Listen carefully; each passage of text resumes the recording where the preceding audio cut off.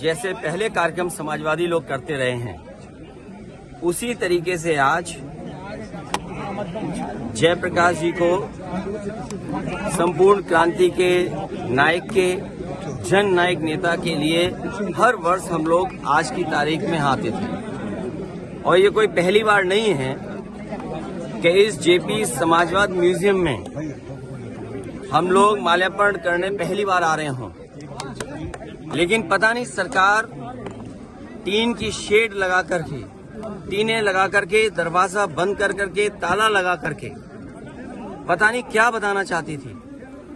ये वही जेपी हैं जिन्होंने संपूर्ण क्रांति का नारा दिया था, और वो इसलिए दिया था कि उन परिस्थितियों में उस समय पर चरम सीमा पर महंगाई थी, चरम सीमा पर बेरोजगारी थी, चरम सीमा पर भ्रष्टाचार था, और न जाने कितना उनके साथ देश के समाजवादी नेताओं को जेल जाना पड़ा, इमरजेंसी लगी। और जिस समय वो पीजीआई अस्पताल में थे, उस समय जो उन्होंने जेल डायरी लिखी, उसमें लिखा कि मैं कैसे सोच सकता हूं एक लोकतांत्रिक देश में इमरजेंसी लग जाएगी। उसमें न जाने कितने लोगों को जेल भेजा गया, कई लोग कई वर्षों रहे, और उस पीड़ा को, उस तकलीफ और परेशानी को जीवन भर नहीं भूल पाए। लेकिन जो नारा दिया था संपूर्ण क्रांति का, जो जगाने का काम किया था, उसने परिवर्तन लाने का काम हुआ, और किया जनता ने। जनता की शक्ति के सामने सरकार की शक्ति का कुछ असर नहीं है। मुझे दुख इस बात का है कि पुलिस लगा करके यहाँ रोक रहे हैं, अधिकारी इस बात के लिए तैयार नहीं है कि किससे पूछें।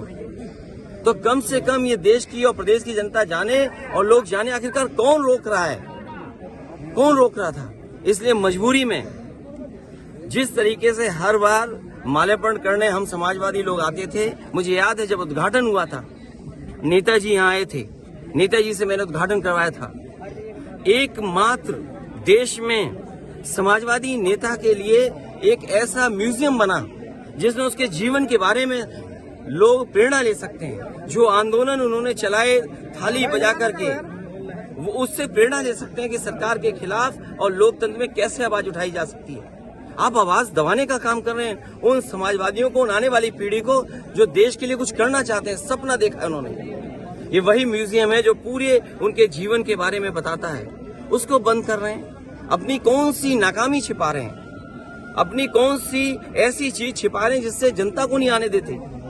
न केवल ये म्यूजियम, जो पीछे बड़ी इमारत है, बड़ी बिल्डिंग है, जो कभी नेताजी ने, जॉर्ज फर्नांडिस ने और उस समय के समाजवादी लोगों ने इसका शिलान्यास किया था।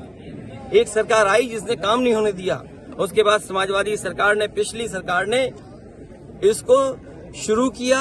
और न केवल भारत में, बल्कि अगर ये बिल्डिंग बनकर के तैयार हो जाती तो दुनिया में एक पहचान बनती बिल्डिंग की कि हाँ, जेपी के नाम पर, जिसने इतने बड़े देश के लोकतंत्र को बचाने का काम किया, लोगों को जागरूक किया और एक आवाज दी उन्होंने। और मुझे लगता है कि देश की जनता को एक बार फिर इस सरकार की ताकत के खिलाफ लड़ना होगा, और बिना जनता की शक्ति के लोकतंत्र, समाजवाद और सेक्युलरिज्म बचने वाला नहीं।